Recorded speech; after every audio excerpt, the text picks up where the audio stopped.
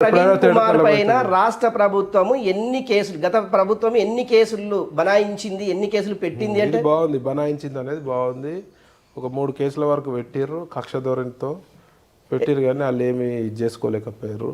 ఎందుకంటే హిందుత్వం మీద పోట్లాడేటోళ్ళు ఎవ్వరి మీద కూడా కేసీఆర్ కేటీఆర్ ఉక్కుపాదం మోపాలని డిసైడ్ అవుతారు. ఎందుకంటే వాళ్ళు ఎంఐఎం వీళ్ళంతా బీఆర్ఎస్ వాళ్ళు అక్బరుద్దీన్ అసదుద్దీన్ ఎంతసేపు వాళ్ళని ప్రసన్నం చేసుకోనికి హిందువులపై తోటి హిందువులపై గుళ్ళ గురించి గో గురించి రక్షించేటోళ్ళని కాపాడేటోళ్ళపై కేసులు పెట్టేది వాళ్ళకి ఆనవాయితీ. ఆ గోశాపం దాకి అలా సంకనాకపోయింది ఆ బీఆర్ఎస్ గవర్నమెంట్. చీకోటి ప్రవీణ్ పైన ఈడీ సోదాలు కూడా చేపట్టింది, ఈడీ దాడిలో చేసింది. ఎందుకని ఉండొచ్చు అంటారు? నడుస్తుంది ఇన్వెస్టిగేషన్, పార్ట్ ఆఫ్ ఇన్వెస్టిగేషన్. అవి చాలా ఉంటాయి కదా. ఈడీ కేసు నుంచి తప్పించుకోవడానికే చీకోటి ప్రవీణ్ కుమార్ బీజేపీ తీర్థం పుచ్చుకున్నారంటే ఈడీ కేసు 1.5 year పైన అయిపోయింది. ED case almost 1 year. ఏనండి బీజేపీలో మొన్న జాయిన్ అయినా. నేను జాయిన్ అయింది బీజేపీలో హిందుత్వం కోసం, నా గోవును రక్షించుకోవాలి, నా హిందూ సోదరుల గురించి. ఒకవేళ నేను బీజేపీలో జాయిన్ అయిందంటే ఈడీ అయినా తెల్లారో మర్నాడో నెలకో 2 నెలలకో జాయిన్ అవుతుంది. ఈ 1.5-2 years టైం తీసుకో. బీజేపీలో చీకోటి ప్రవీణ్ కుమార్ రావడం ఇష్టం లేకే తెలంగాణ చీకోటిని చీకొట్టింది.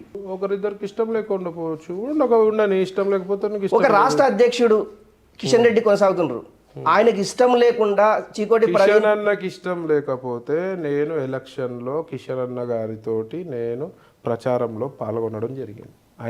ఆయన కార్లోనే నన్ను తీసుకెళ్ళాడు. ఆయనకి ఇష్టం లేకపోతే ఆయన వెంబడి తిరగా కదా. ఒక చిన్న మిస్కమ్యూనికేషన్ ఉండే, దాన్ని ఒక రాద్ధాంతం చేయాల్సిన అవసరం లేదు. తర్వాత బీజేపీ పిలుచుకున్నారు, హ్యాపీగా మేము పోయినాము.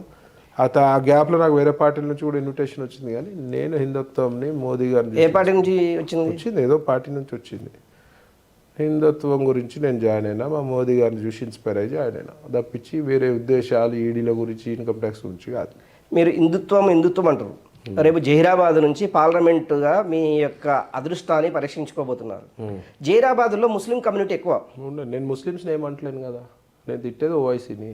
మా వాళ్ళని మా దేవాలయపై దాడి చేసేటోని, మా గోవుపై దాడులు చేసేటోని, మా యొక్క సంస్కృతి మా యొక్క సనాతన ధర్మంపై దాడి చేసేటోని తిడతా. ఆ ఓవైసీని తిట్టినంత మాత్రం ముస్లిం సోదరులను తిట్టినట్టు కాదు. నాకు ముస్లిం సోదరులు చాలామంది ఫ్రెండ్స్ ఉన్నారు. ముస్లిం సోదరులను తిట్టినట్టు కాదు. నేను ఓవైసీని తిడితే మీరెందుకు హర్ట్ అవుతారు? అవసరం లేదు. ముస్లిం హర్ట్ కావాల్సిన అవసరం లేదు. ఓవైసీని పర్సనల్గా తిడతాం.